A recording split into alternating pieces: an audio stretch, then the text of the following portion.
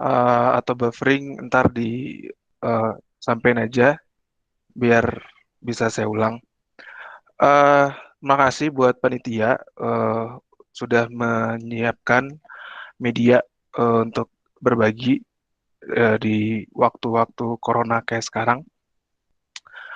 Eh, Pada dasarnya saya eh, berbagi di webinar ini untuk memberikan gambaran kepada teman-teman semua, baik yang mahasiswa ataupun fresh graduate, bagaimana kondisi bekerja di underground mine, khususnya untuk di PT Freeport Indonesia itu sendiri.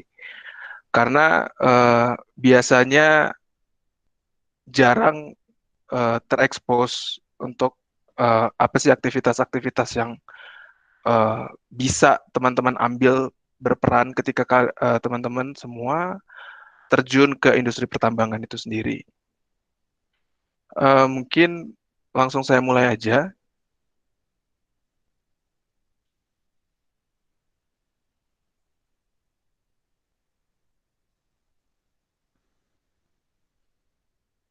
Untuk slide-nya kelihatan nggak?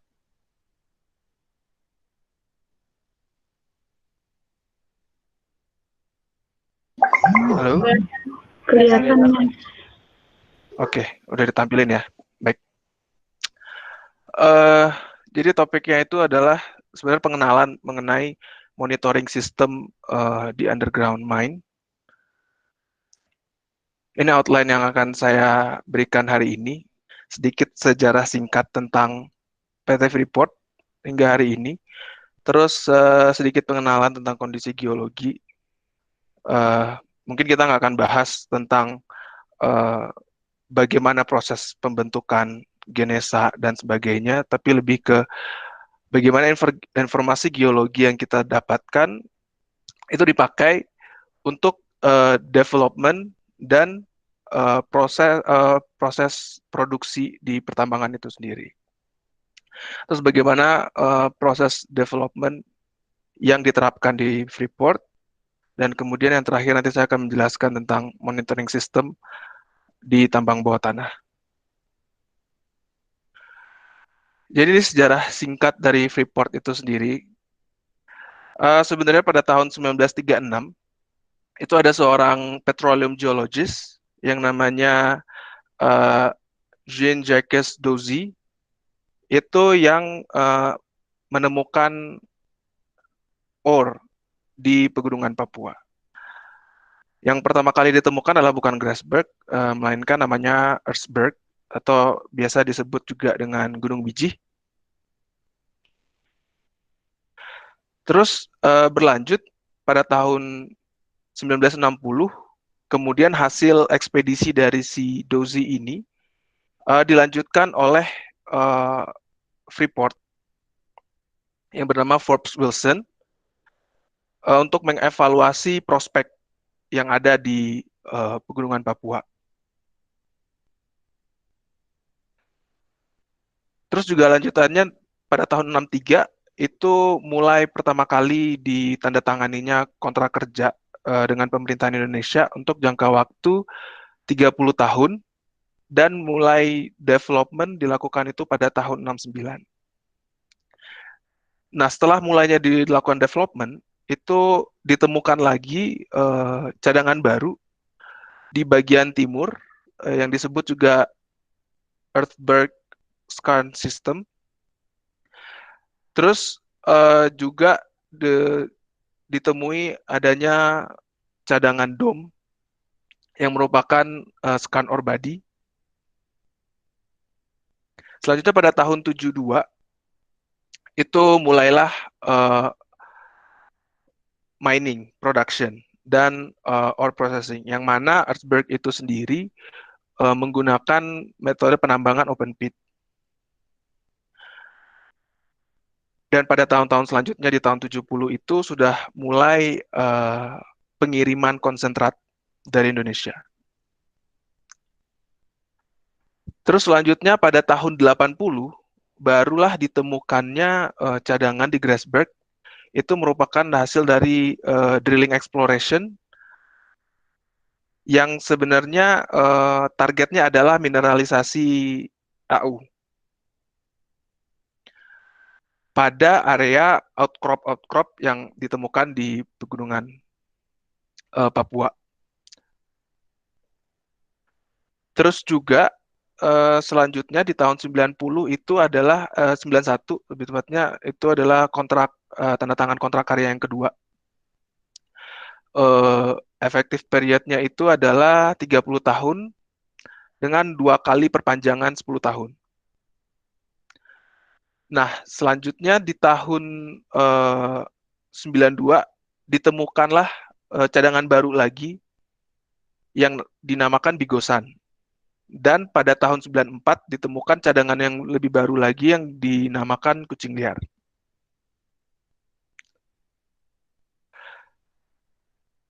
Terus pada tahun 2000 itu 2004 lah mulai Freeport menjalankan underground mine development dengan nilai sekitar 9 triliun dolar dan juga Freeport investasi 20 triliun dolar lagi hingga 2041. Barulah sampai sekarang izin terbaru dari Freeport itu akhirnya Freeport menyetujui untuk menandatangani izin baru, izin penambangan baru dengan pembagian saham 51,5 dan dengan pemerintah Indonesia.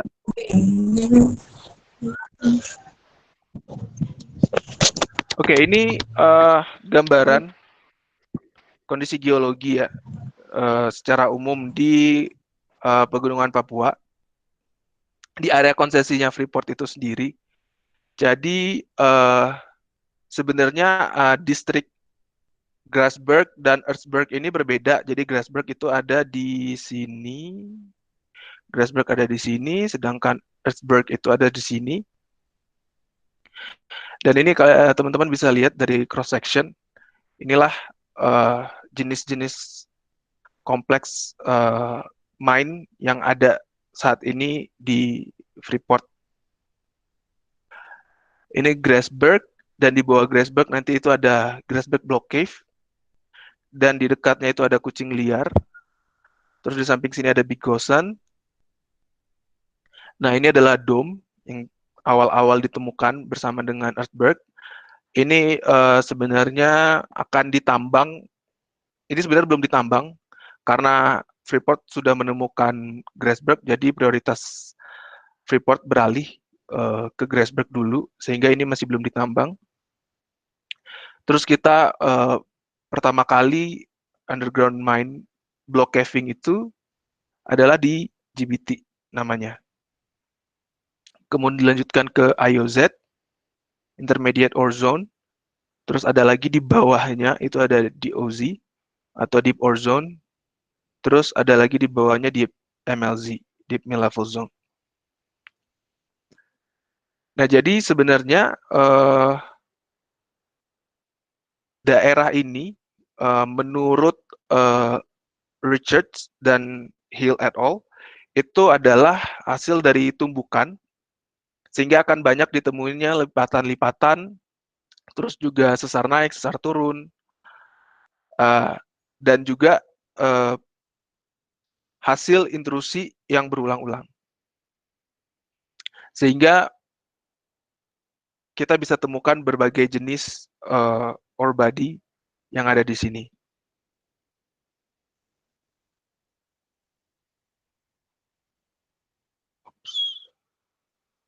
Oke, ini untuk lebih jelasnya untuk area Grasberg.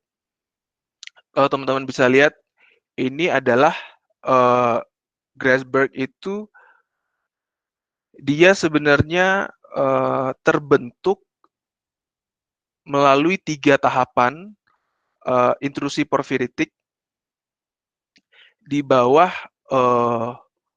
Mar volcanosetting gitu. Jadi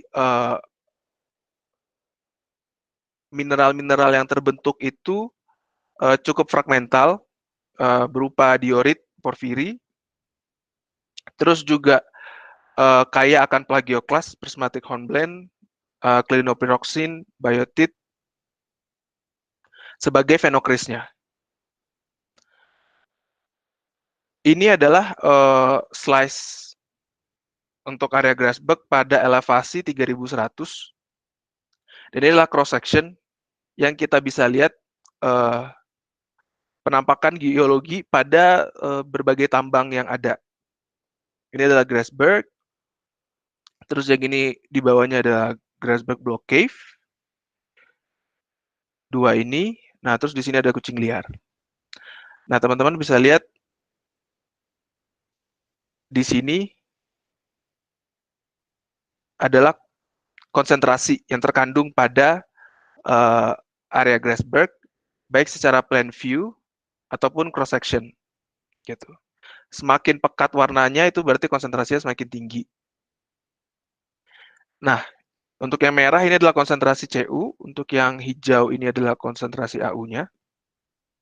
Nah, teman-teman bisa ngelihat kenapa ini bisa terpisah, karena kadar lebih tinggi itu adalah di sini. Dan ini adalah kadar untuk yang kucing liar nih.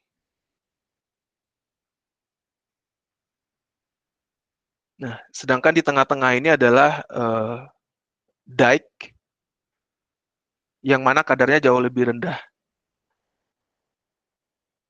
Dan ini di bawah cut-off grade-nya dari Freeport itu sendiri, sehingga Freeport lebih memprioritaskan untuk yang area di samping-sampingnya. Karena Grasberg saat ini udah tutup, jadi Freeport pure beroperasi di tambang bawah tanah. Jadi untuk cadangannya itu sendiri, Grasberg yang sebesar ini memiliki cadangan sekitar 1, kalau saya nggak salah 1,6 triliun tons.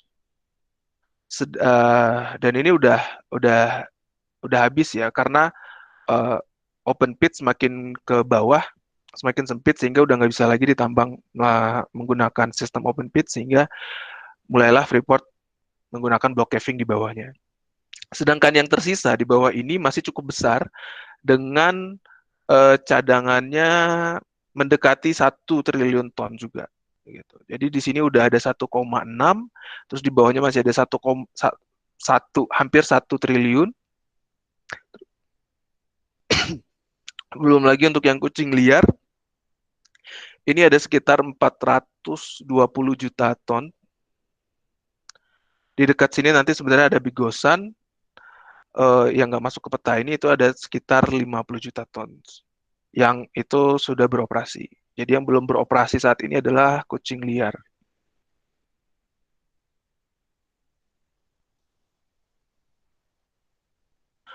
Oke, ini untuk yang Earthberg, yang lokasinya berada di timur dari area Grasberg.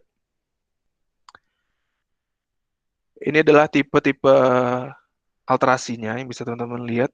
Mungkin nggak terlalu jelas dari legendnya. Ini adalah concentration map-nya juga. Nah, teman-teman bisa lihat dari concentration map ini kenapa bentuk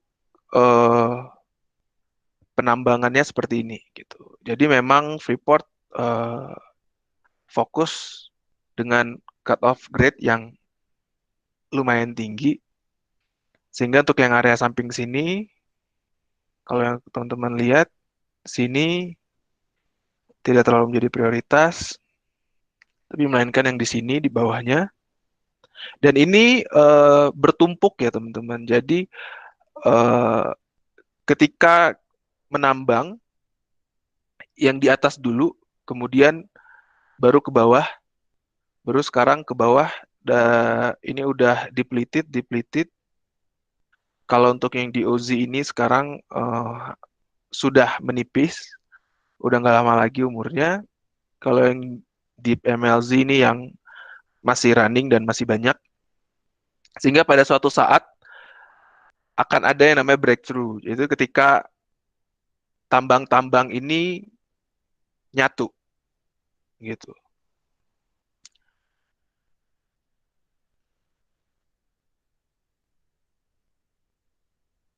Terus untuk cadangannya sendiri, itu yang paling besar di sini adalah Deep MLZ ya sebenarnya. Deep MLZ ini ada sekitar 526 juta ton. Untuk DOZ ini lebih rendah yaitu 176 juta ton. Kalau GBT ini jauh lebih kecil lagi hanya sekitar 29 dan IOZ ini kalau nggak salah hanya berkisar 13 juta ton.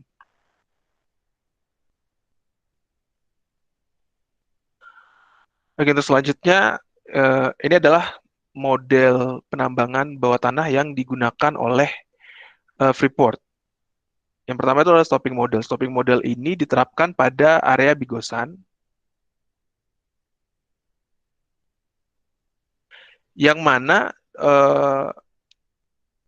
diperuntukkan untuk ore body yang besar dan memiliki deep yang curam gitu. Jadi teman-teman bisa lihat sendiri bahwa dia lebih bentuknya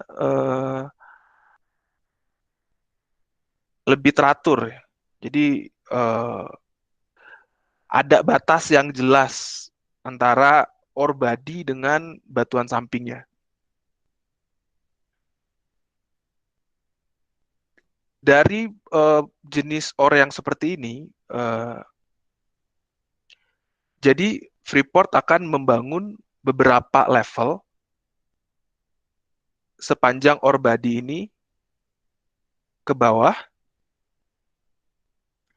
yang mana nanti itu akan dibagi di kotak-kotakan menjadi ada yang namanya stope. Stope itu adalah pembagian area uh, atau ibaratnya mengkotak-kotakan ore body inilah menjadi area yang jauh lebih kecil-kecil sesuai dengan drift atau misalnya ini terowongan-terowongan yang sudah dibuat gitu. Ada yang namanya primary stop. Primary stop itu adalah uh, area yang akan diledakkan dulu. Jadi setelah dikotak-kotakan, misalnya seperti ini, nanti ini itu akan dikotak-kotakan. Nah, jadi itu nggak langsung sekaligus semua yang di blasting untuk diambil ore-nya, tapi melainkan bergantian gitu. Jadi bisa jadi di sini dulu, terus di sini, terus nanti bisa jadi yang di atasnya di sini gitu. Jadi ada sequence yang digunakan untuk uh, proses penambangan di sini gitu. Jadi ketika primary stop-nya ini yang utama-utama ini sudah diledakkan dan diambil, sehingga yang sisa itu adalah berperan sebagai pilar atau penyangga batuan ore. Jadi ketika kalau misalnya tidak disangga, itu ada potensi bahwa nanti batuannya bisa rubuh gitu. Makanya, ups, makanya ketika dilakukan penambangan di primary itu juga dilakukan penguatan pada dinding-dinding uh, stop tadi. Setelah selesai, ya yang primary stop tadi diambil, itu akan diisi lagi oleh semen, gitu. Yang mana berfungsi sebagai pengganti penyangga atau pilar. Ketika yang secondary itu mulai dilakukan produksi, gitu. Keuntungannya dari metode ini adalah metode penambangan ini eh, semua waste atau limbah pasir atau tailing yang dihasilkan dari proses processing plant itu bisa digunakan lagi sebagai bahan semen atau backfilling kita sebutnya gitu. Sehingga tidak ada yang terbuang dan tidak diperlukan reklamasi seperti yang dilakukan pada open pit gitu.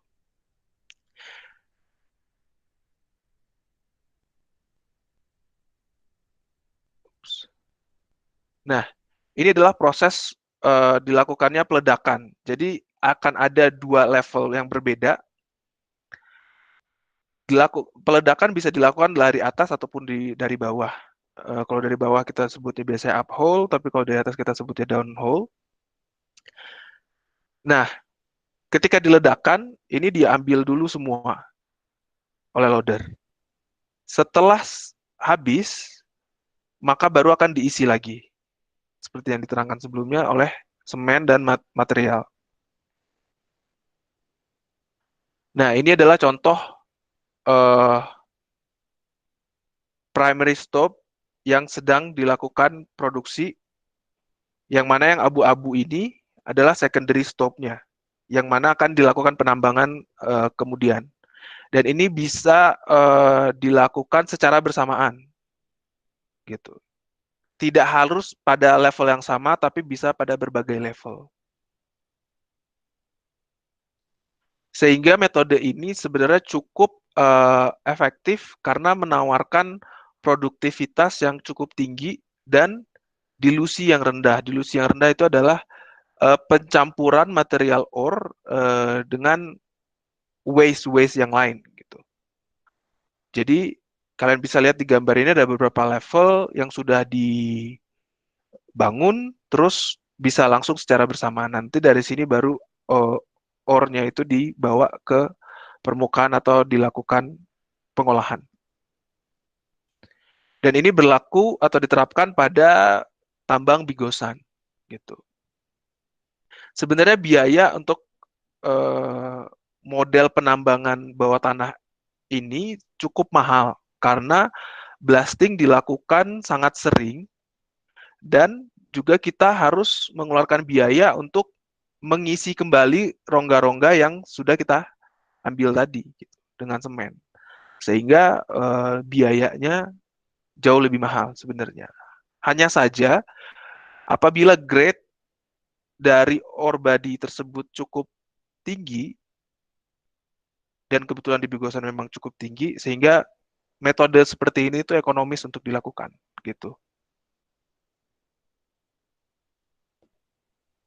Terus ini adalah yang kedua, ini adalah block caving model yang mana diterapkan hampir di semua tambang-tambang yang lain seperti di OZ, di MLZ, Grassberg Block Cave, IOZ. Nah, kalau untuk block caving itu sendiri, ini sebenarnya memungkinkan kita untuk menambang ore body yang besar gitu. Dibanding dengan stopping tadi, ore body yang dibutuhkan untuk penambangan block caving supaya ekonomis itu adalah ore body yang cukup besar. Walaupun misalnya nilai kadar grade-nya jauh lebih rendah daripada yang stopping, tapi karena dimensinya sangat besar, sehingga masih ekonomis untuk dilakukan penambangan. Hanya saja, penambangan model block caving ini membutuhkan waktu yang jauh lebih lama dibandingkan dengan open stopping tadi, gitu. Karena kita harus menyiapkan area development-nya dulu sebelum dilakukan produksi.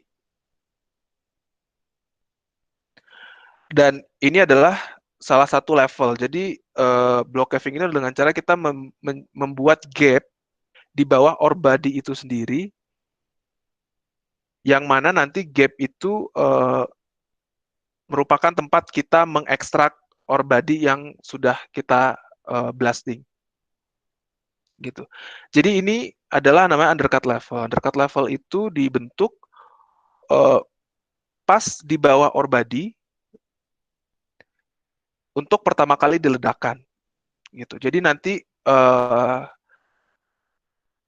setelah dilakukan peledakan itu nggak langsung diambil, tapi dikumpulkan dulu di undercut level. Kemudian nanti baru selanjutnya diekstrak atau diambil di level bawahnya, gitu. yang namanya extraction level. Nah, penghubung antara undercut dan extraction level ini ada yang namanya drawbell. Ini adalah corong yang mana nanti uh, ore atau batuan yang sudah diledakkan itu turun.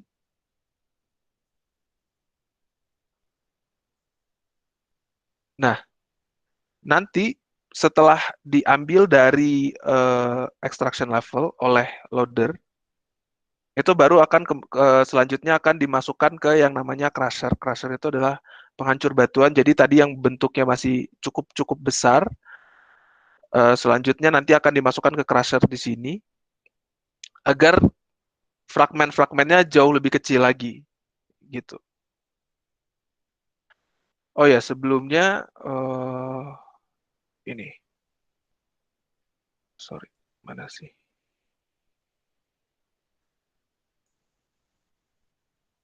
Oh, hang ya. Oke. Jadi untuk area-area ini semua penambangan bawah tanah pasti dibutuhkan yang namanya nanti ground support. Ground support itu untuk memastikan bahwa dinding-dinding batuan itu nanti tidak akan jatuh atau ambruk gitu. Ada macam-macam yang digunakan. Salah satunya nanti itu ada yang namanya cable bolt, ada rock bolt, terus nanti ada jaring-jaring steel, terus nanti pada akhirnya nanti baru disemprotkan semen gitu.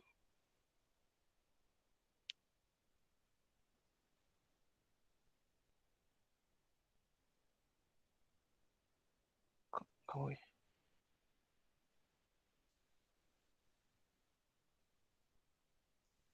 Okay. Nah, ketika nanti ore-nya sudah cukup banyak diambil, otomatis surface atau bagian atasnya itu akan mengalami yang namanya subsidence gitu, atau penurunan.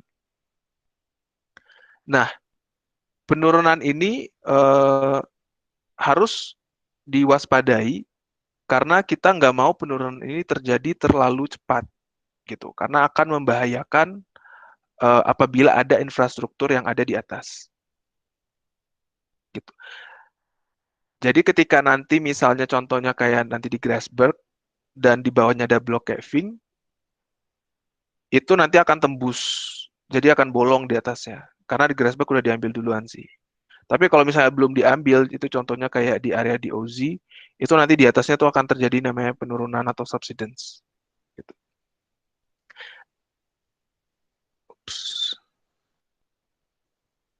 Nah, karena kenapa sih model penambangan yang kayak gini atau block caving ini jauh lebih murah dibandingkan dengan uh, open stope? Karena kita hanya perlu melakukan blasting di undercut level aja, gitu. Jadi kita tidak perlu melakukan blasting untuk setiap area ore body. Beda dengan open stop tadi, untuk setiap area kita harus lakukan blasting. Tapi sedangkan ini enggak. Karena ketika kita sudah melakukan blasting dari bagian bawah ore, itu dengan harapan bahwa akan terbentuk crack-crack sehingga ore-ore itu akan jatuh dengan sendirinya oleh gravitasi gitu. Dan ore itu akan berkembang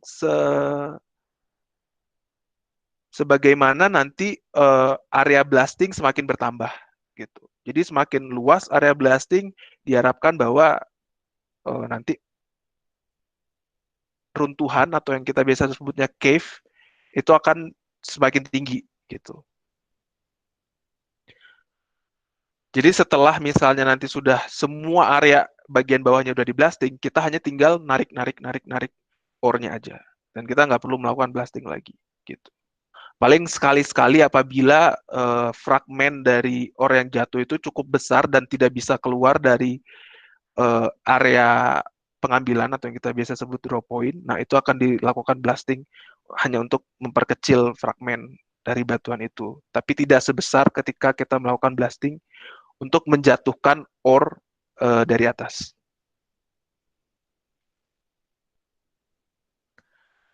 Ini ada sedikit animasi.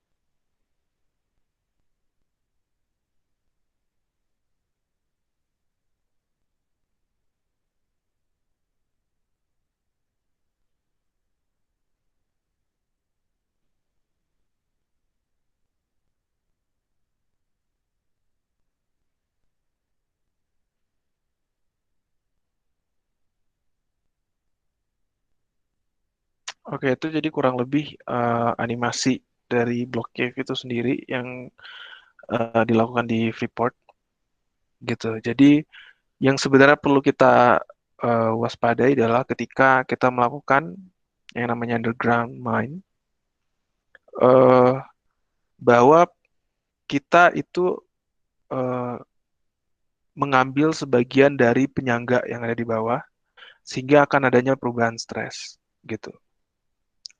Nah, untuk itulah nanti dibutuhkan yang namanya monitoring. Mungkin teman-teman pernah baca berita bahwa resiko paling besar pada penambangan bawah tanah itu adalah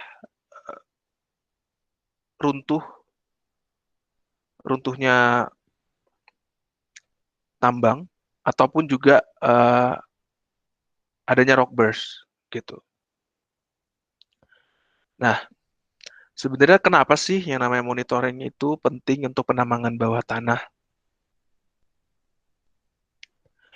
Tantangan dari penambangan bawah tanah itu sebenarnya dua. Yang paling utama itu ada seismicity atau aktivitas seismik dan juga rock burst. Rock burst itu adalah ketika batuan pecah. Apa aja sih yang menyebabkan terjadinya seismik dan juga rock burst? Itu bisa disebabkan oleh blasting, terus juga ekskavasi, ukuran, dan bentuk dari ekskavasi itu. Karena nggak semua ekskavasi itu ukurannya sama, ada yang sangat besar, ada yang kecil hanya seukuran kendaraan, ada yang bisa sampai 20 meter lebih gitu. Dan juga extraction sequence. Extraction sequence itu adalah ketika kita melakukan penambangan, terutama pada block cave, itu kita tidak bisa sembarangan mengambil ore gitu. Jadi harus ada urutannya untuk menjaga agar stres yang ada itu tidak uh, membebani penyangga atau uh, apa namanya area produksi kita gitu. Makanya perlu diperhatikan yang namanya urutan-urutan pengambilan ore. Kita nggak bisa hanya mengambil pada satu area yang sama, tapi harus merata ke seluruh area gitu. Tergantung nanti bentuk runtuhan yang sudah uh, diledakkan.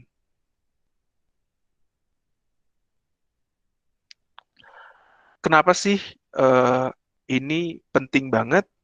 Karena itu akan berkaitan pada cost dan juga produktivitas. Apabila terjadi seismik ataupun rock burst, otomatis cost, operational cost itu akan meningkat. Kenapa? Karena banyak eh, contoh-contoh kendaraan berat itu yang hancur atau terperangkap atau tidak bisa diperbaiki lagi, gitu. Ataupun infrastruktur yang hancur, gitu. Karena ketika infrastruktur itu hancur, akan susah uh, untuk dilakukan penambangan kembali, khususnya untuk block cave ya.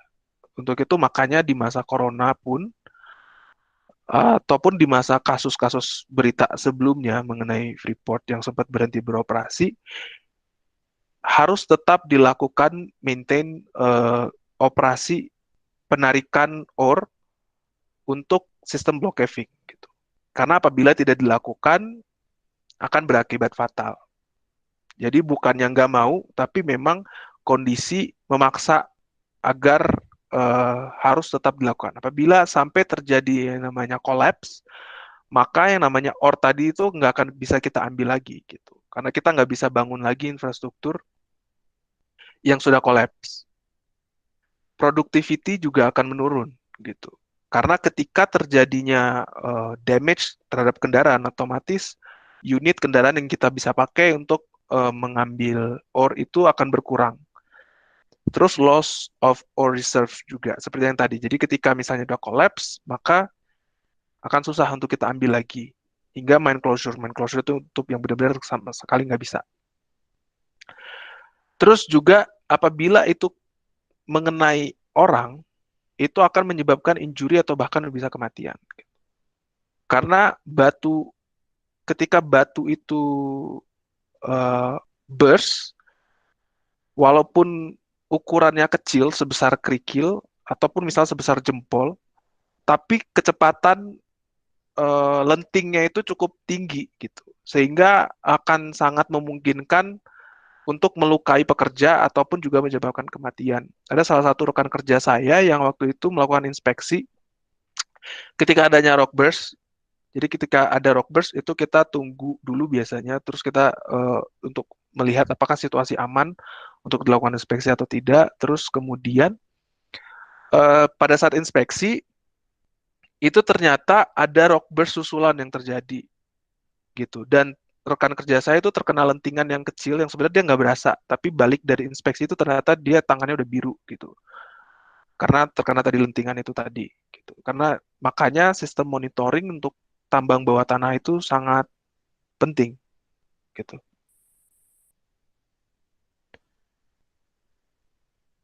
Untuk itu maka kita harus mengetahui penyebab-penyebab dari seismik tadi, penyebab dari rock burst tadi agar kita bisa meminimalisir resiko-resiko yang mungkin terjadi, mulai dari resiko biaya hingga resiko kematian. Karena apabila resiko kematian biasanya tambang harus ditutup dan dilakukan investigasi secara menyeluruh gitu.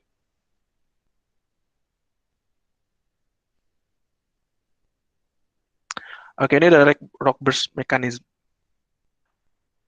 Nah, jadi damage mechanism ada beberapa jenis damage yang terjadi pada tambang bawah tanah. Itu yang pertama adalah bulking. Bulking itu batuannya menjendol gitu. Tapi belum terjadi dan hanya retak-retak gitu. Misalnya ada terjadi seismik atau misalnya ada pergerakan fault, itu bisa menyebabkan bulking ataupun memang perubahan stres pada batuan itu sendiri juga bisa menyebabkan batuan itu bulking gitu. Terus yang kedua adalah rock ejection tadi yang batuannya terpental gitu. Itu biasa biasa gitu kita sebut dengan strand burst. Ini juga bisa terjadi akibat adanya seismik gitu. Jadi ketika ada seismik, kemudian itu mempengaruhi batuan hingga apabila itu dia melewati zona lemah, batuan yang udah nggak terlalu intact atau ground supportnya jelek, maka batuan itu bisa terpental akibat getaran seismik itu tadi. Ataupun misalnya jatuh gitu. Beda antara terpental sama jatuh. Terpental itu kecepatan lajunya cukup tinggi, tapi kalau jatuh itu misalnya dia memang sudah cukup banyak crack, hanya di-trigger oleh seismik, getaran kecil itu terus bagian batuan salah satu bagian dari tunnel itu rubuh gitu. Nah, itu dia jatuh. Nah, tingkat keparahan dari damage itu juga bervariasi.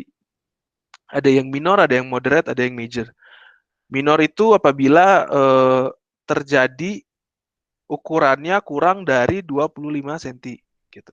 Kurang atau sama dari 25 cm. Itu biasanya masih minor gitu. Baik untuk bulking, rock ejection ataupun misalnya jatuhan. Karena ini sering banget terjadi sih gitu. Terus ada yang moderate, moderate itu di atas 25 cm hingga 75 cm. Terus yang major parah itu apabila dia sudah mendekati 1,5 meter gitu. Dan ini apabila ada orang dan terjadi yang namanya rock burst, yang major ini itu udah kemungkinan besar fatality. Nah, apabila rock burst ini terjadi, apa sih yang mesti dilakukan? Sebelum terjadi rock burst, sebenarnya kita sudah melakukan yang namanya ground support gitu. Kita melakukan instalasi ground support atau penyangga batuan, yang mana untuk mempertahankan kondisi batuan atau dinding agar tidak kolaps gitu. Toh pun misalnya terjadi rock burst karena adanya perubahan stres ataupun seismik, Yang namanya ground support yang sudah kita install tadi, itu pertama kita reinforce. Reinforce itu adalah kita perkuat.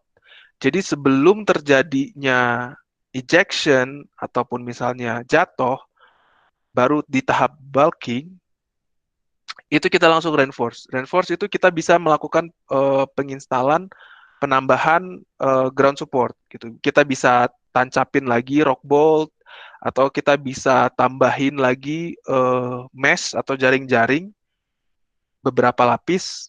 Jadi batuannya nggak sempat jatuh, masih bisa ditahan oleh penyangga batuan tadi, gitu. Terus hold, hold ini kita tahan dia tadi supaya nggak jatuh, gitu loh. Jadi karena ada yang biasanya mungkin belum ada wire mesh atau jaring-jaring, hanya kita tancapin rock bolt. Itu rock bolt itu kayak berupa apa sih namanya, palang besi gitu yang kita tancapin dengan spasi tertentu, yang itu biasanya berfungsi untuk menahan batuan. Nah, karena itu spasinya masih cukup besar, sehingga biasanya kita tahan dengan yang namanya tadi wire mesh gitu. Karena spasinya jauh lebih kecil kan. Terus kita retain. Retain ini kita lakukan yang namanya apa namanya? Biasanya bisa menambahkan support baru atau yang namanya kita lakukan rehab gitu. Retain itu bisa kita rehab. Kita rehab bisa dengan kita ledakin, terus kita install ulang. Jadi bagian-bagian tadi yang misalnya eh, rusak cukup parah, itu kita ledakin lagi, karena itu udah pasti bagian-bagian yang sudah hancur, kita ledakin eh, supaya kita dapat bagian yang lebih intact untuk dilakukan eh, install ground support yang baru gitu. Nah, eh, ini ada beberapa contoh dari rock burst. Ini ada dari daerah di MLZ gitu. Ini ada yang cukup minor. Ini sebenarnya jadi biasanya dimulai dari crack dulu. Dari crack mulai dari hairline crack yang halus-halus, terus bisa berkembang jauh lebih besar gitu. Dan ini yang paling parah. Yang kalian bisa lihat, teman-teman bisa lihat bahwa ini sampai ambrol gitu kan.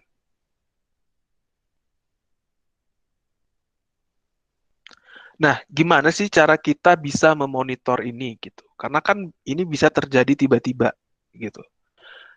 Sebenarnya ada tanda-tanda yang bisa kita lihat sebelum terjadinya rock burst. Jadi kita bisa waspada dulu gitu. Yaitu adalah dengan melakukan monitoring deformasi.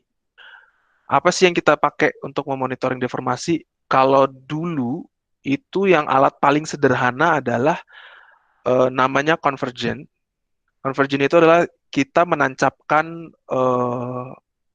palang besi ke dinding-dinding tunnel tadi, terus kemudian kita ukur berapa sih lebarnya. Apakah masih sama atau ada penyempitan gitu. Nah, setiap milimeternya itu kita ukur dan kita pantau gitu. Jadi itu alat yang paling sederhana sih. Jadi apabila misalnya udah terjadi pengurangan yang cukup tinggi, nah itu kita udah bisa waspada atau mempersiapkan atau bisa menutup area tersebut gitu. Untuk menghindari terjadinya kecelakaan kerja, untuk menghindari atau bisa itu menjadi patokan kita atau benchmark untuk melakukan install ground support sebelum terjadi rock damage yang sebelumnya sudah dijelaskan. Alat apa sih yang kita pakai di Freeport? Itu ada yang namanya laser scanner. Laser scanner yang kita pakai itu ada yang bersifat stationary. Stationary itu ya berarti kayak kita menggunakan total station. Kita taruh di suatu tempat, terus kita centering, kemudian kita biarkan alatnya bekerja. Pada prinsipnya adalah secara simpel alatnya akan menembakkan laser. Kemudian laser tadi akan memantul dan ditangkap oleh si alat gitu. Dan alat akan memetakan titik-titik yang dia tangkap berupa titik-titik cloud. Ini yang teman-teman bisa lihat. Ini ilustrasi gambarnya.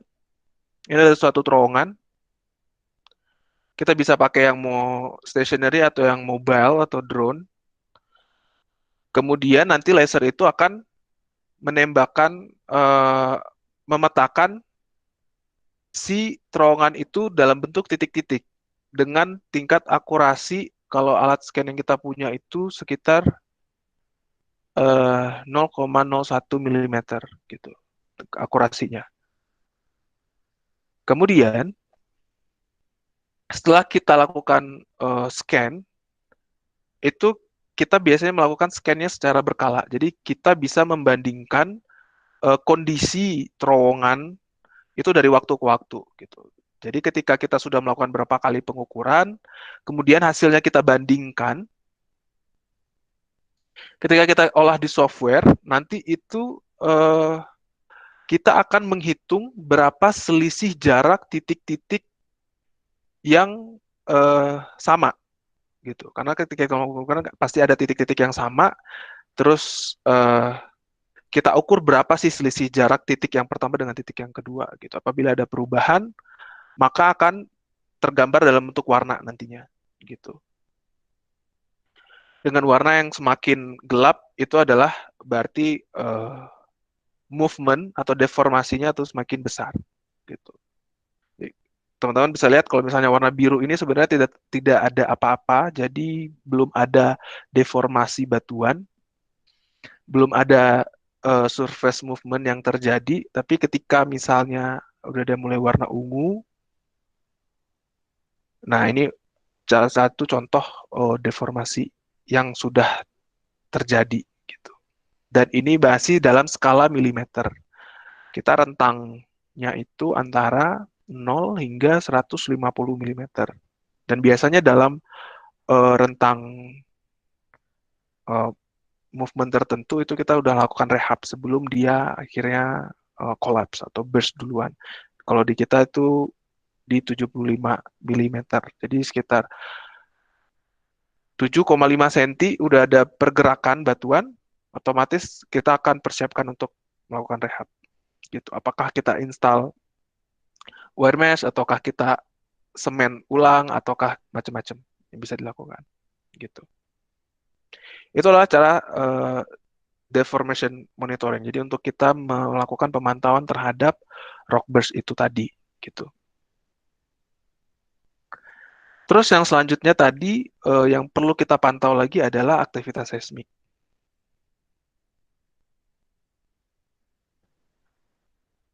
Ini menjawab juga pertanyaan yang sebelumnya ada di grup.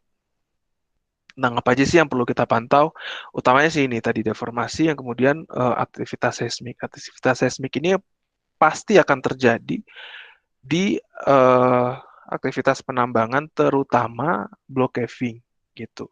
Karena perubahan stres yang terjadi di batuan itu cukup besar, dan kita memang mengharapkan terjadinya atau adanya perkembangan crack-crack atau rekahan-rekahan di batuan, yang mana rekahan itu sendiri ketika terciptanya rekahan itulah menghasilkan yang namanya event-event seismik gitu. Jadi ketika batuan itu pecah, maka terjadilah event seismik yang direkam oleh sensor-sensor seismik. Jadi skemanya seperti ini, apabila teman-teman bekerja di underground, ada rekahan-rekahan baru yang terbentuk, itu akan menggetarkan batuan-batuan. Dan getaran itu nanti akan direkam oleh sensor-sensor seismik yang sebelumnya sudah kita pasang. Pasangnya itu kita bisa pasang di permukaan, kita bisa pasang di dalam borehole. Jadi kita pasang sensor seismik itu mengikuti dimensi atau bentuk area penambangan kita gitu. Karena jumlah sensor yang dipasang, kerapatan sensor yang dipasang itu nanti akan mempengaruhi jumlah event yang bisa ditangkap dan juga magnitud yang bisa terdeteksi gitu. Apakah bisa mendeteksi magnitud yang cukup kecil ataukah hanya bisa mendeteksi magnitud-magnitud yang besar saja gitu. Nah, kalau di sini di gambar ini itu sensor-sensornya kalau ini bentuk model penambangannya sub level block cave ya. Jadi dia mirip block cave tapi dibagi beberapa level gitu. Nah, ini ada ditanam sensor, terus nanti dari sensor ini merekam. Rekaman yang ini akan berbeda, sensor yang kita pakai itu berbeda dengan sensor yang digunakan oleh BMKG gitu. Karena kita butuh sensitivitas yang sangat kecil. Kita tidak butuh mendeteksi event-event besar seperti gempa, karena event-event yang terjadi di penambangan itu banyak yang kecil-kecil gitu. Yang besar juga terjadi, tapi itu uh, jarang dan lebih ke stress release biasanya. Tapi kalau misalnya event-event kecil itu perlu kita pantau untuk melihat uh, bagaimana produktivitas dari penambangan itu sendiri nanti gitu. Jadi gelombang seismik atau getarannya yang dihasilkan itu akan menggetarkan sensor. Sensor akan mengirimkan sinyal listrik ke alat, kemudian alat akan mendigitasi sinyal yang dikirimkan membentuk suatu gelombang yang kita sebut dengan gelombang seismik gitu.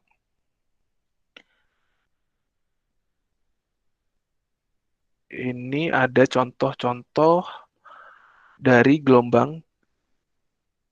Jadi yang terekam itu tidak hanya aktivitas penambangan, tapi bisa juga aktivitas blasting, ataupun misalnya gempa lokal, atau juga bisa jadi eh, apa namanya pergerakan alat berat. Jadi macam-macam yang bisa terdeteksi. Untuk itu kita perlu menyeting sensor kita agar yang terdeteksi hanyalah eh, event-event seismik aja gitu.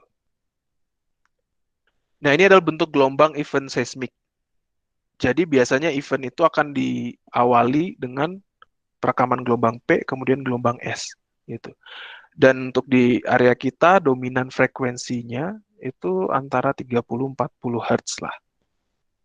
Gitu. Jadi kita bisa melakukan quality control terhadap event-event yang atau trigger-trigger yang terekam. Apakah yang terekam ini sebenarnya adalah event seismik atau bukan. Kemudian adalah blasting. Sebenarnya blasting ini mirip dengan event seismik. Hanya saja blasting ini sifatnya berulang. Karena kita melakukan blasting itu nggak hanya sekali, satu hole gitu. Jadi akan ada beberapa hole yang di drill, kemudian ditanamkan bahan peledak, kemudian diledakkan secara bersamaan dengan delay waktu sepersekian second.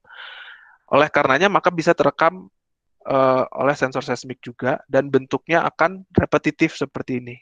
Kalian bisa lihat, nah ini adalah bentuk blasting yang biasa kita identifikasi sebagai blasting dan dominan frekuensi gelombang yang terbentuk itu tinggi gitu. Karena memang tujuannya blasting itu menggunakan frekuensi tinggi biasanya memang. Terus ada namanya SGM atau Strong Ground Motions. Ini yang biasanya diakibatkan oleh gempa-gempa lokal gitu. Biasanya gempa lokal itu atau misalnya ada aktivitas fault di sekitaran area tambang itu memiliki biasanya frekuensi yang jauh lebih rendah. Jadi kalian bisa lihat jarang-jarang ini artinya frekuensinya jauh lebih rendah dibandingkan dengan si event seismik tadi ataupun dengan si blasting gitu. Terus yang terakhir adalah noise. Noise ini sebenarnya kita tidak bisa mengidentifikasi apakah ini sebenarnya blasting atau event atau SGM. Tapi nggak mungkin sih SGM karena SGM pasti biasa dalam frekuensi yang rendah. Kalau noise ini biasanya frekuensinya jauh lebih random gitu. Jadi kita nggak bisa melihat apakah konsentrasi frekuensi gelombangnya itu di tinggi atau di rendah. Jadi acak aja gitu. Ini biasanya disebabkan oleh misalnya ada loader yang lewat, karena kita nggak tidak selalu menanamkan sensor seismik itu dalam-dalam, ada yang dekat permukaan, ada yang di permukaan, atau bisa jadi akibat adanya uh, kerusakan alat gitu. Terus gimana sih sebenarnya dari aktivitas seismik ini kita bisa melihat uh, stres? Karena sebelumnya ada pertanyaan kan uh, bahwa stres itu bisa dipantau oleh seismik gitu. Betul. Terus gimana dari gelombang ini apa sih yang bisa kita lihat gitu? Nah, ada yang namanya focal mechanism. Focal mechanism itu adalah eh, ketika kita melakukan analisa terhadap waveform atau gelombang seismik yang terekam gitu. Sehingga menghasilkan yang namanya diagram eh, bola atau beach ball yang menggambarkan arah dari stres ataupun tension pada event seismik yang terjadi. Ini sebagai ilustrasi, eh, di sini ada misalnya sesar turun. Dari sesar turun ini akan menghasilkan gelombang seismik gitu. Terjadi sesar di sini nih. Gelombang seismik itu seperti yang dilihat sebelumnya tadi ada yang namanya gelombang P atau primary wave, ada yang namanya gelombang S atau secondary wave. Yang mana gelombang itu memiliki karakteristik yang berbeda gitu. Yang pertama kali muncul udah pasti yang namanya primary wave, yang penjalarannya itu seperti per yang merapat, merenggang, gitu. Dan ketika terjadi yang pertama kali ada primary wave, itu ada menyebar ke segala arah dalam bentuk ada yang kompresi, ada yang dilatasi, gitu. Jadi ada yang rapat, ada yang merenggang. Nah, dari situ kita bisa lihat dari bentuk gelombangnya. Apabila gelombang yang pertama kali terekam itu eh, berupa peak naik ke atas, itu menggambarkan itu yang namanya gelombang kompresi. Jadi yang pertama kali sampai ke sensor seismik itu adalah kompresi. Tapi apabila yang sampai ke sensor itu adalah trough, yang ke bawah arah gelombangnya itu adalah dilatasi atau renggangan. Nah, ini kan penjalan gelombangnya menjalar ke segala arah ya. Kemudian terekam oleh sensor-sensor seismik. Dari segala arah itu kita bisa membagi areanya menjadi 4.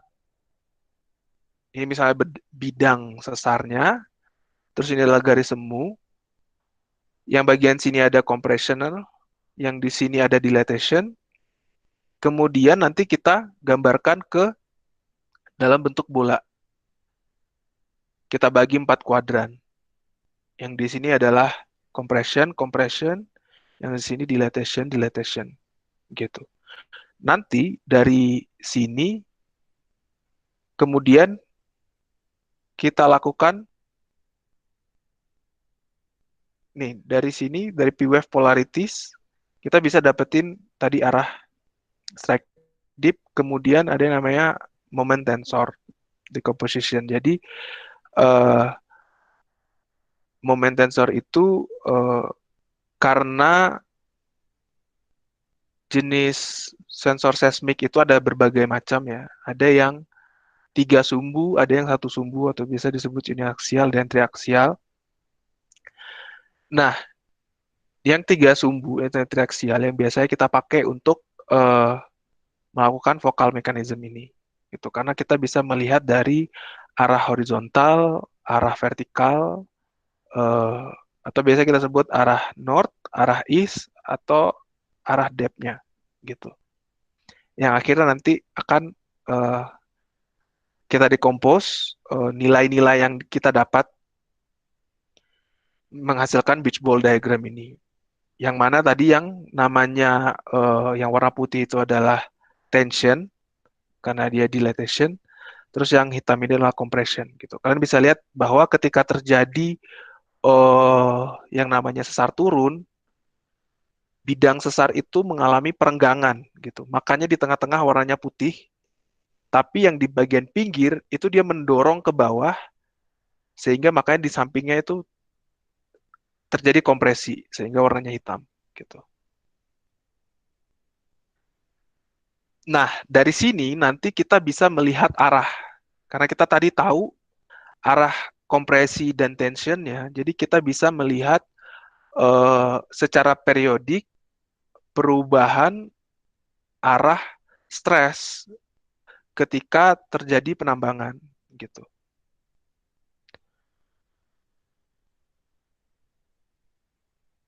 Nah, ini contohnya. Ini adalah yang segitiga ini adalah cave. Cave itu adalah berarti area yang sudah ambruk, yang sudah di blasting. Yang awalnya di situ solid, nah sekarang menjadi fragmen-fragmen kecil gitu. Sehingga biasanya stres itu menjalar dari yang tinggi ke rendah. Area-area sekitar sini akan memiliki stres yang jauh lebih tinggi gitu dibanding area yang di tengah-tengah. Biasanya di block caving itu makanya area-area yang sekitaran cave atau area abutment kita sebut itu akan lebih cenderung prone to damage. Jadi akan gampang terkena damage karena stres yang tinggi tadi gitu. Dan di sini di tambang ini nih area-area yang terkena damage. Jadi kita bisa pakai seismik untuk menganalisa area di sini gitu. Ini adalah bentuk tambangnya dan ini adalah peta geologinya. Kita juga harus memperhatikan litologi terjadinya seismik. Karena sebelumnya kalau misalnya ketika eksplorasi kita menggunakan data geologi untuk mengetahui bentuk, untuk memodelkan, untuk menaksir cadangan. Sedangkan ketika proses produksi kita membutuhkan informasi geologi itu lebih cenderung ke bagaimana stresnya. Karena apabila terjadi intrusi, otomatis bagaimana stres yang bekerja di area tersebut, gitu. Terus bagaimana kualitas batuannya? Apakah kualitas batuannya itu baik, buruk, atau yang biasa disebut dengan RKD? Apakah banyak joint? Dan informasi-informasi itu kita butuhkan untuk memaksimalkan proses produksi tadi, gitu. Ini ada beberapa drift yang saya bilang bahwa kita nggak bisa melakukan tadi penarikan secara sembarangan, gitu. Jadi kita harus melakukan penarikan sesuai dengan arah cave yang mau kita tuju, gitu. Ketika kita mau melakukan produksi itu, kita arah peledakannya kemana, batuannya itu jatuhnya kemana, dan itu penting gitu. Karena ketika misalnya kita terlalu banyak ngambil di suatu tempat, misalnya terlalu banyak ngambil di sini, maka stres di sini akan berubah dan daerah sini akan cenderung gampang untuk terjadi damage gitu. Dan bagaimana sih data seismik bisa dipakai untuk menganalisa stres? Tadi bisa dengan menggunakan focal mechanism. Focal mechanism kita bisa melihat orientasi arah arah dari stres terhadap per event-event seismik yang terjadi. Terus ada yang kemudian yang kita bisa lakukan adalah dengan melalui namanya tomografi. Tomografi itu adalah imaging, gitu. Jadi kita melakukan inversi terhadap data-data seismik kita, terus kita ekstrak nilai kecepatan gelombang seismik yang kita rekam, gitu. Karena kecepatan gelombang seismik itu menyimpan informasi yang cukup banyak.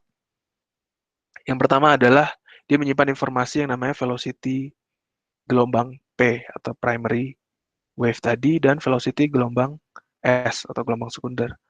Nah, apa sih yang bisa digambarkan dengan sifat-sifat gelombang seismik tadi?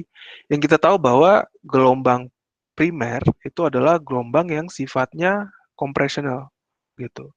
Jadi dia merapat, merenggang, gitu. Otomatis ketika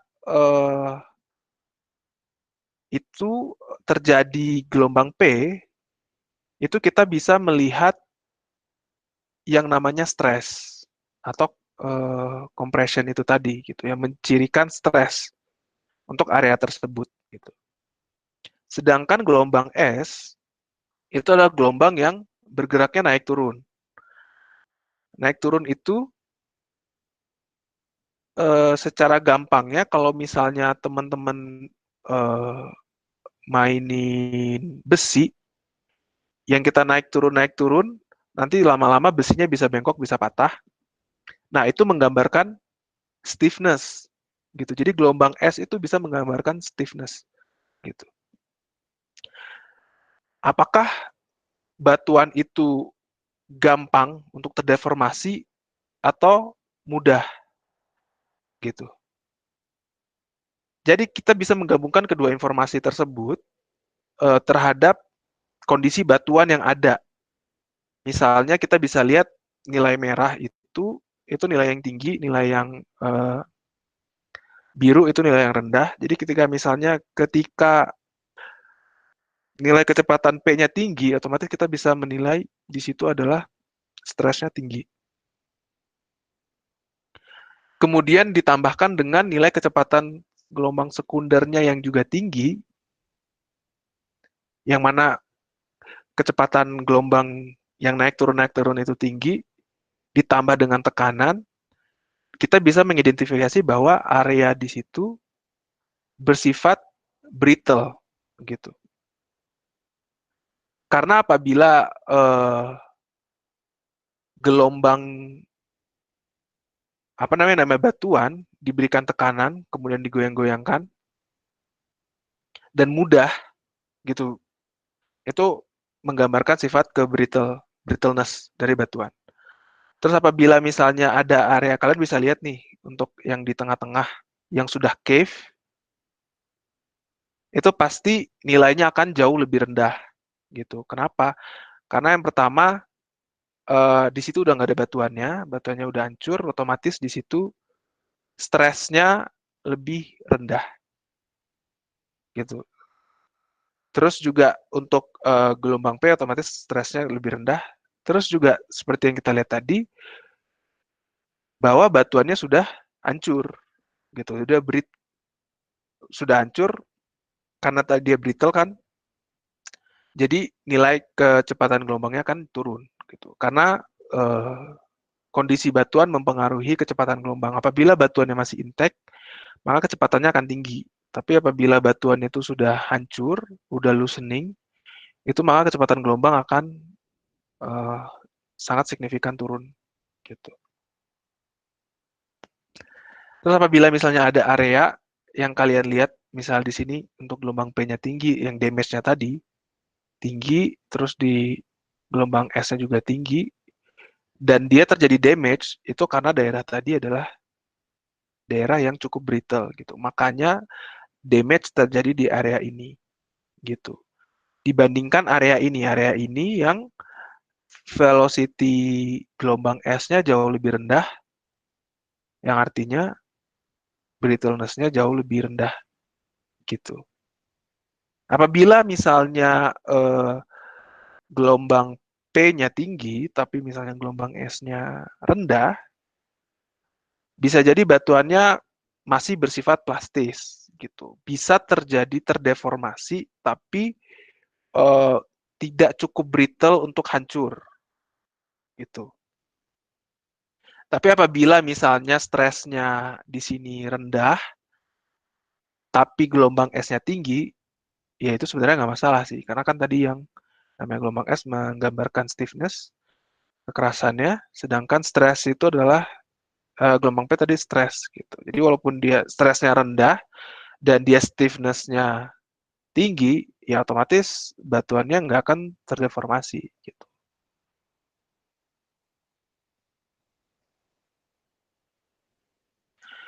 Tadi itu adalah uh, segi monitoring untuk safety gitu, untuk kegiatan operasional yang berkaitan dengan safety. Terus apalagi sih yang mesti kita monitor selain safety, itu adalah efektivitas produksi tadi yang saya bilang. Efektivitas produksi tadi kita lihat dari mana? Karena block caving tadi penting untuk agar batuannya runtuh, yang atau yang biasa daerah sini kita sebut dengan cave, yang area-area yang sudah runtuh, maka penting kita untuk memantau propagasi dari cave itu sendiri gitu. Karena ketika area itu sudah runtuh, akan ada beberapa zona yang terbentuk. Ini adalah yang sudah dihancurkan oleh blasting ataupun yang jatuh akibat gravitasi. Terus ini ada air gap. Air gap adalah jarak antara cave back, area yang belum jatuh, dengan yang material-material yang sudah jatuh. Gitu. Tapi biasa area sini masih termasuk area loosening zone, yang mana udah memiliki banyak kekar, yang tinggal tunggu jatuh. Terus di atasnya itu adalah seismogenic zone. Jadi pasti seismik itu terjadi nggak pernah di area yang sudah cave gitu. Jadi di tengah-tengah sini itu nggak akan mungkin terjadi seismik, tapi melainkan di atas gitu. Di mana kekar-kekar baru akan terbentuk gitu. Nah, yang penting adalah kita melihat capability dari ore body uh, yang kita sedang garap gitu. Karena pentingnya capability itu adalah jangan sampai batuannya mandek atau stalling atau misalnya arching gitu. Karena kalau misalnya dia nggak jatuh, otomatis nggak ada lagi dong ore yang bisa kita ambil gitu. Makanya kita butuh agar batuannya tetap jatuh, crack akan selalu terbentuk.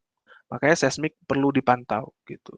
Apabila tidak terjadi seismik, berarti tidak ada crack-crack baru yang terbentuk. Nah, di samping itu, apabila kita misalnya melakukan penarikan, sedangkan batuan-batuan di atas ini masih belum jatuh, akan ada potensi bahaya lain yang muncul gitu. Apa sih potensi bahayanya? Potensi bahaya yang pertama adalah air blast. Air blast itu adalah kondisi di mana cave atau misalnya area runtuhan tadi berhenti dan adanya rongga yang tercipta antara cave back dengan material yang ore yang kita ambil gitu. Semakin tinggi air gap itu, maka akan semakin banyak udara yang tersimpan. Yang mana udara itu nggak bisa kemana-mana gitu. Udara itu ya tertahan di sana, dan apabila suatu saat ada runtuhan batuan, itu akan menyebabkan yang namanya air blast. Jadi tekanan udara keluar dan itu bisa mementalkan kendaraan berat gitu. Jadi bisa terpental atau orang udah pasti akan terjadi fatality karena volume udara yang dihempaskan keluar melalui rongga yang kecil karena drop point tadi itu cukup kecil dibanding rongga yang ada di atas, itu tekanannya cukup tinggi gitu. Dan itu bisa merusak infrastruktur juga, dan uh, kendaraan itu bisa hancur. Nggak cuma terdorong, tapi bisa sampai hancur gitu. Itu sempat kejadian di tahun 99, itu ada yang namanya North Parks Mine. Itu ketinggian air gap ini mencapai 95 meter karena nggak dipantau gitu. Sehingga terjadilah yang namanya air blast dan mengorbankan sekitar 4 korban jiwa waktu itu gitu. Gimana sih biasanya kita memantau air gap ini? Itu dengan cara open hole. Jadi kita lakukan drilling hingga mencapai cave back dan kita lihat uh, jarak antara mark pile dengan si punggungan tadi. Terus juga propagation cave tadi, itu juga tadi yang saya sebutkan adalah excessive subsidence, karena apabila terlalu berlebihan, itu akan menghancurkan atau berdampak kepada infrastruktur yang ada di surface. Gitu. Apalagi di area Freeport itu kita masih ada infrastruktur di sekitaran Grasberg dan kita nggak mau itu terdampak dalam waktu dekat sehingga kita harus memantau perkembangan dari cave itu tadi gitu. Jadi kita perlu tahu arahnya kemana, kecepatan rate-nya berapa, kayak gitu. Selanjutnya yang bisa terjadi adalah cave hang-ups. Cave hang-ups ini otomatis ketika terjadinya arching tadi gitu. Biasanya apabila terjadi arching itu otomatis kita perlu melakukan indus tambahan atau effort lebih agar batuannya bisa kembali runtuh. Salah satunya adalah dengan cara kita lakukan hydraulic fracturing gitu. Mirip dengan yang dilakukan di uh, migas, industri migas, tapi ada sedikit perbedaan sih.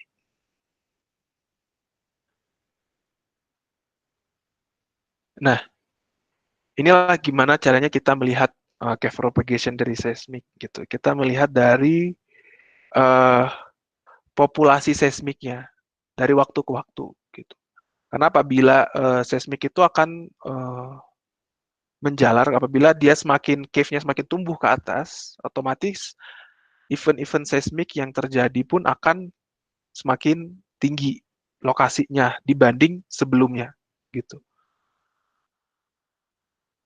Ini kalian bisa lihat, ini adalah contohnya Grasberg, dan ini adalah GBC, Grasberg Block Cave yang ada di bawahnya.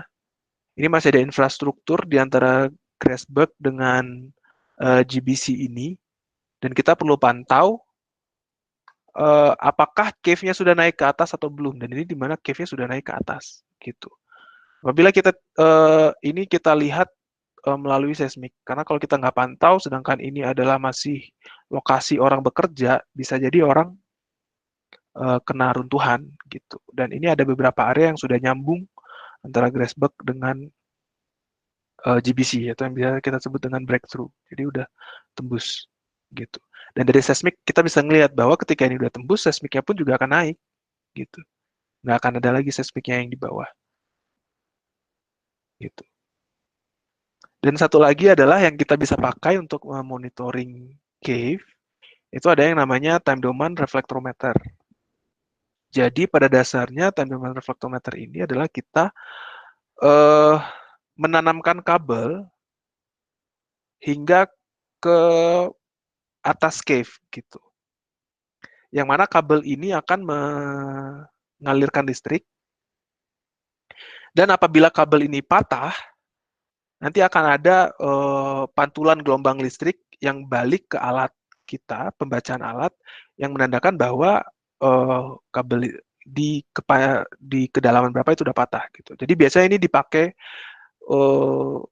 untuk elektronik juga, di mana kita bisa mengukur panjang kabel gitu. Jadi apabila terjadi putus, kita tahu putusnya itu di kedalaman berapa. Otomatis ketika sudah putus bisa jadi cave kita sudah sampai mencapai kedalaman tersebut gitu. Ini adalah cara-cara yang bisa kita pakai untuk monitoring cave propagation tadi. Sebenarnya ada lagi cara lain sih yang sekarang sedang berkembang. Itu namanya cave tracking. Karena ada misalnya kita menggunakan TDR, itu bisa jadi kabelnya patah sebelum cave-nya nyampe atas karena adanya bisa jadi pergerakan fault atau fracture-nya yang berlebihan. Jadi frag dulu, kita anggap bahwa di situ sudah ambruk, padahal belum, kayak gitu. Nah, itu kita gunakan itu ada namanya cave tracking. Cave tracking itu jadi kita menanamkan kayak sebuah beacon ke ore body. Beacon itu adalah alat yang menghasilkan gelombang magnet. Karena gelombang elektromagnet itu akan tertahan sehingga kita menggunakan gelombang elektromagnet yang bisa menembus batuan yang nanti lokasinya akan dipantau oleh receiver-receiver gitu. Jadi ketika misalnya belum ambruk, lokasinya akan terpantau di mana, dan ketika udah ambruk, maka lokasinya akan berpindah. Jadi kita udah tahu bahwa cave-nya atau ambrukannya itu udah sampai kemana gitu. Ada juga kekurangannya kalau misalnya kita menggunakan seismik. Seismik itu sangat tergantung dengan jumlahnya tadi, jumlah sensor yang kita install, jarak antar sensor, sensitivitas.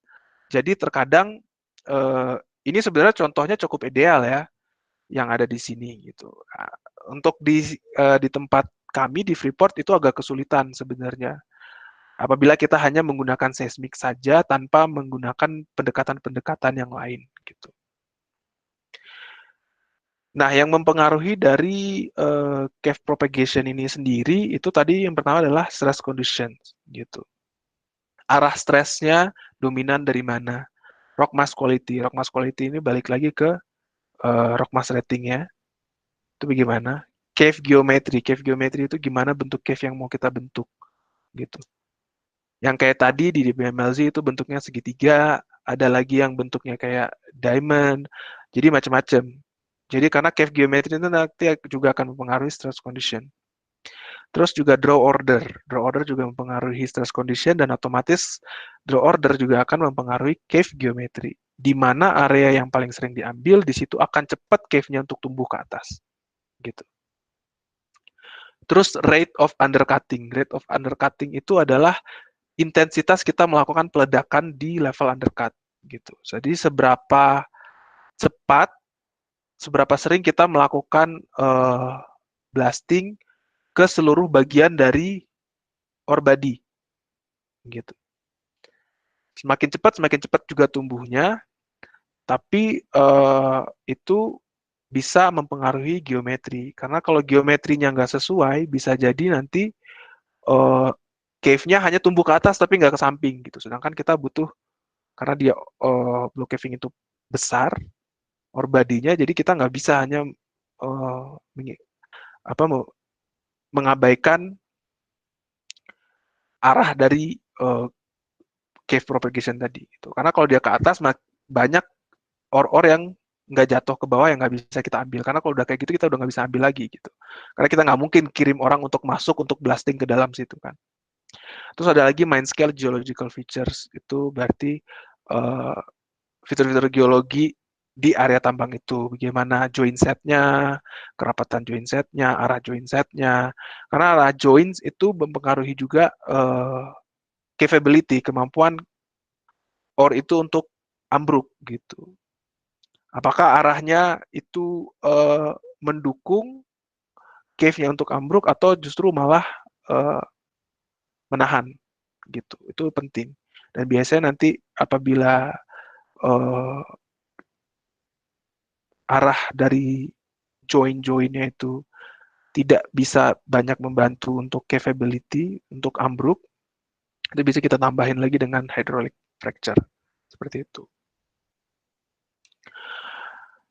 Mungkin itu ini kayaknya slide terakhir saya. Mungkin dari teman-teman kalau misalnya ada pertanyaan yang masih kurang jelas bisa ditanyakan. Thank you, Mr. Zaki Al-Fajri, for wonderfully deliver the insightful presentation. Now we have the question and answer session. For anyone who has some question, please comment on the chat room and state your curiosity.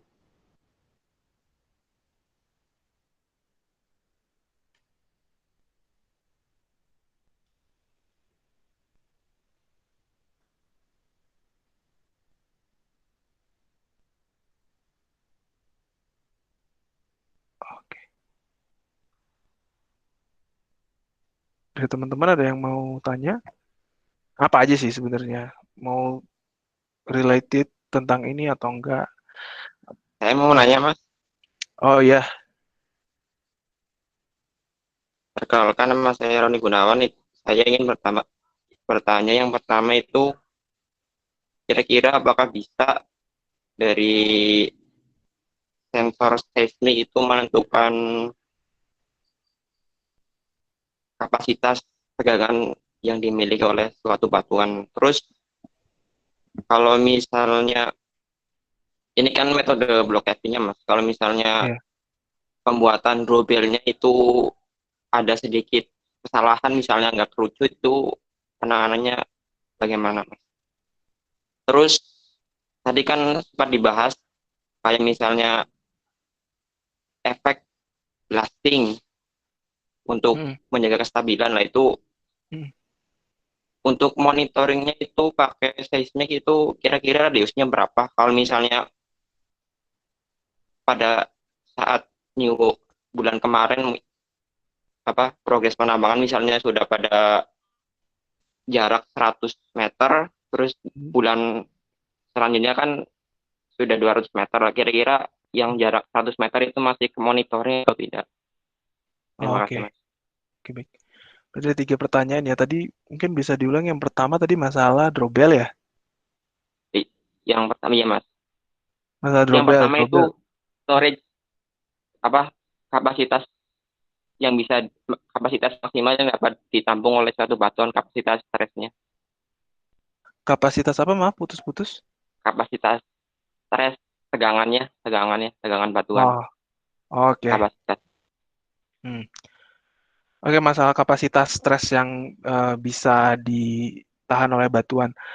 Eh, itu biasanya nanti maka perlu dilakukan yang namanya rock mass rating atau modified rock mass rating itu. Nah, itu nanti ada yang namanya UCS atau jadi batuan itu dalam skala lab dilakukan kompresi. Nanti kita bisa tahu di situ pada tekanan berapa dia mulai crack gitu. Dan ada beberapa parameter kan kita menilai kualitas batuan dengan rock mass rating itu gitu. Tadi balik lagi dengan UCS, compressive strength-nya, terus juga ada lagi masalah joint set-nya, terus belum lagi masalah RKD-nya, terus belum lagi masalah water content apakah di batuan itu ada kandungan air atau tidak, kayak gitu-gitu dan sebagainya. Nah, jadi itu beda-beda sih. Jadi kita bisa tahunya nanti setelah semua parameter itu dimasukkan gitu. Terus yang kedua tadi masalah drawbell. Gimana kalau misalnya nggak kerucut, gitu ya? Iya Mas, Uh, iya. uh, Sebenarnya kenapa drawbell itu dibikin kerucut? Itu karena gini, karena dia kan akan berderet ya ke samping gitu. Kalau misalnya dia dibikin kerucut, itu akan lebih memudahkan si ore-nya itu untuk terkonsentrasi gitu. Makanya nanti itu ada yang namanya apex point-nya di atas. Jadi nanti kalau misalnya nggak kerucut, maka nanti bisa jadi di drawbell sebelah itu nggak ada ore-nya yang turun gitu. Dibikin kerucut supaya bisa uh, seimbang semuanya. Jadi nggak ada draw point yang kosong seperti itu. Karena apabila itu kosong, itu nanti ada lagi hazard yang muncul gitu. Misalnya contohnya Kayak di sini di DOZ itu adalah matras. Matras ketika lumpur air masuk ke bagian cave, terus dia tertampung, kemudian akhirnya meluncur keluar gitu. Karena tadi nggak seimbang tadi gitu. Jadi dibikin kerucut itu supaya sebenarnya seimbang. Terus yang ketiga tadi masalah apa? Sorry. Yang ini Mas, yang apa? Yang cara menjaga itu, yang misalnya section bulan sekarang kan 100, section bulan depan itu sudah lebih dari 100 itu Hmm. radius ininya, radius seismiknya itu. Oh iya, radius seismik itu cukup jauh kok sebenarnya gitu loh. Karena radius itu nanti balik lagi di kita itu bisa lebih dari 300 meter gitu. Dan biasanya kan bakal diinstal itu nggak mungkin di dalam, pasti di sekeliling apa namanya di sekeliling area tambang gitu. Dan untuk blasting itu ada yang namanya blasting monitoring. Itu sensornya mirip dengan sensor seismik, tapi biasanya diletakkan jauh lebih dekat dan itu lebih sifatnya portable. Kenapa perlu dilakukan blasting monitoring? Karena kita perlu juga melihat kekuatan dari blasting gitu dengan mengukur nilai PPV-nya, peak particle velocity. Peak particle velocity adalah karena ketika uh, adanya ledakan atau adanya getaran, partikel itu kan bergetar gitu. Jadi seberapa jauh getaran partikel itu yang bisa menyebabkan initial crack. Karena kalau misalnya peak particle velocity terlalu besar, itu bisa berdampak eh, kepada infrastruktur yang ada gitu. Jadi bisa jadi terjadi crack atau bisa jadi hancur atau gimana gitu. Kira-kira gimana menjawab? Iya, terima kasih banyak Mas. Oh ya. Terus ini ada pertanyaan dari chat room ya. Tadi dijelaskan adanya monitoring rock bursting dan monitoring seismic. Bagaimana dengan monitoring hidrologi di tambang underground? Apakah ada rekayasa geotek tertentu diterapkan? Apakah faktor cuaca sangat mempengaruhi proses penambangan di underground? Ya, kita juga ada monitoring hidrogeologi. Itu kita ada monitoring water levelnya. Terus juga kita lakukan dewatering biasanya agar eh, air itu nggak masuk ke area cave atau ambrukan. Karena apabila air masuk ke area ambrukan, itu berpotensi menghasilkan yang namanya mud rush. Jadi lumpur basah. Jadi or-or tadi lapuk, terus grain size-nya kecil, terus terakumulasi dalam jumlah yang besar, dan ketika nanti pekerja melakukan penarikan ore, nanti lumpurnya jatuh keluar semua dan itu kita ada korban jiwa juga sih di sini gitu. Dan bisa menghancurkan loader juga, alat berat juga gitu. Dan kita biasanya melakukan drilling dewatering, terus ada kita pakai juga yang namanya piezometer, terus juga curah hujan juga mempengaruhi. Kita juga biasanya ada rainfall monitor juga untuk di survei sih gitu. Kalau untuk cuacanya sendiri sebenarnya nggak mempengaruhi, tapi dampak dari cuacanya itu sih yang sebenarnya misalnya kalau misalnya cuman hujan doang nggak masalah di underground sih aktivitas masih bisa berjalan seperti biasa. Tapi kalau misalnya kayak di GBC yang sudah breakthrough connecting dengan Grassberg yang open pit, nah itu pasti akan berpengaruh sih gitu. Kira-kira gimana, Alfiani? Baik Kak, sudah jelas. Terima kasih. Oke. Kira-kira dari teman-teman ada pertanyaan yang lain?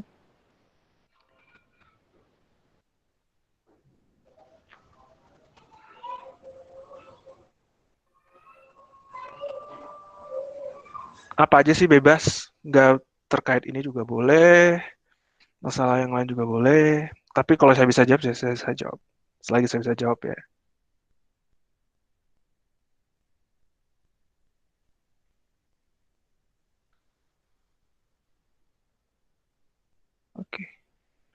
eh Bakhtiar Irfan. Dari cadangan sekarang ditemukan sudah sampai tahun berapa penambangan ekonomis untuk dilakukan? eh Pertama ini sampai 41, tapi itu belum termasuk kucing liar, karena kucing liar nanti baru mulai produksi sekitar mungkin 3 tahun lagi lah, gitu. Bisa lebih. Tapi untuk yang ada sekarang bisa sampai 2041. Kedua, bagaimana keadaan pertambangan sana di tengah pandemi? Apakah pandemi ini berpengaruh terhadap produksi bahan tambang dan apakah berpengaruh terhadap opportunity teman-teman fresh grad bergabung?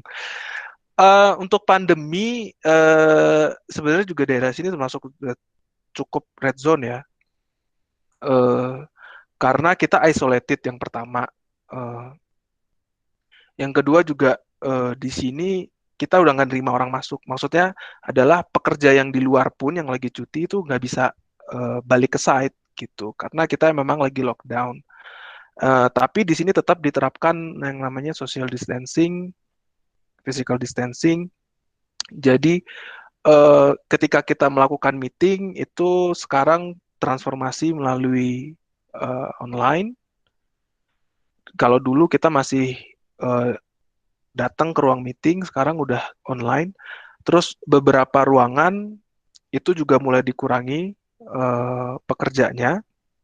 Dan apalagi banyak yang pekerja yang lagi cuti, otomatis banyak yang berkurang. Dan di sini ada protokol, misalnya kalau misalnya memang udah ada gejala-gejala, nggak perlu yang parah, tapi kayak eh, batuk, eh, ya sesak nafas, demam kayak gitu tuh udah pasti bakal dikarantina dulu sih. Dan kita sih udah ada rapid test dan juga swab gitu. Jadi kalau untuk opportunity sendiri untuk saat ini eh, pendaftaran atau penerimaan karyawan baru di Freeport itu terakhir ditutup di 2019 Januari gitu. Memang untuk eh, kedepannya belum ada lagi sih yang saya dengar bahwa Freeport berencana untuk melakukan rekrutmen untuk karyawan Freeport ya. Karena untuk join ke Freeport itu bisa melalui karyawan Freeport atau melalui kontraktor. Tapi kalau untuk kontraktor, menurut saya masih akan ada kesempatan sih, gitu. Tapi balik lagi ke teman-teman. Apakah teman-teman ingin di Freeport-nya atau di kontraktornya? Kalau ingin Freeport-nya mungkin untuk dalam beberapa tahun ke depan, saya nggak terlalu yakin bakal ada pembukaan. Kecuali kayak kemarin ada PHK besar-besaran kayak di tahun 2017 gitu. Kira-kira gimana? Baik Mas, terima kasih. Oke. Alright, that's all for today's event. I hope you found today's event informative and useful. And for our amazing speaker, we would like to thank you for taking time out of your busy schedule for us. Now is the time for photo session. For all participants, we would like to ask you to turn on your camera.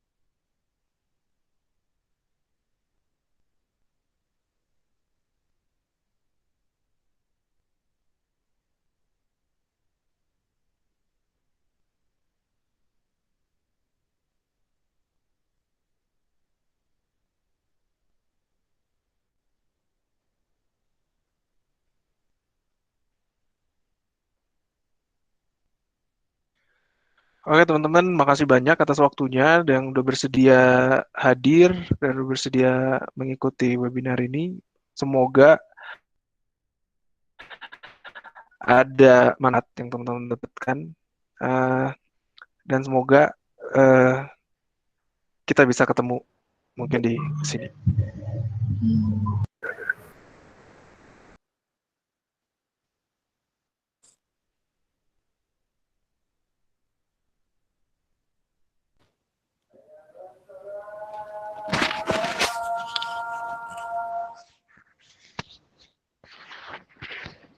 Okay, last but not least, thank you everyone who participated on making this event happen. And also thank you again for our amazing speaker. Wassalamualaikum warahmatullahi wabarakatuh. Waalaikumsalam warahmatullahi wabarakatuh. Assalamualaikum warahmatullahi wabarakatuh. Terima kasih Mas Zaki. Oh ya, sama-sama. Makasih ya. Terima kasih. Mas Zaki, Mas Zaki. Ya, Terima kasih, Mas. ya, sama-sama.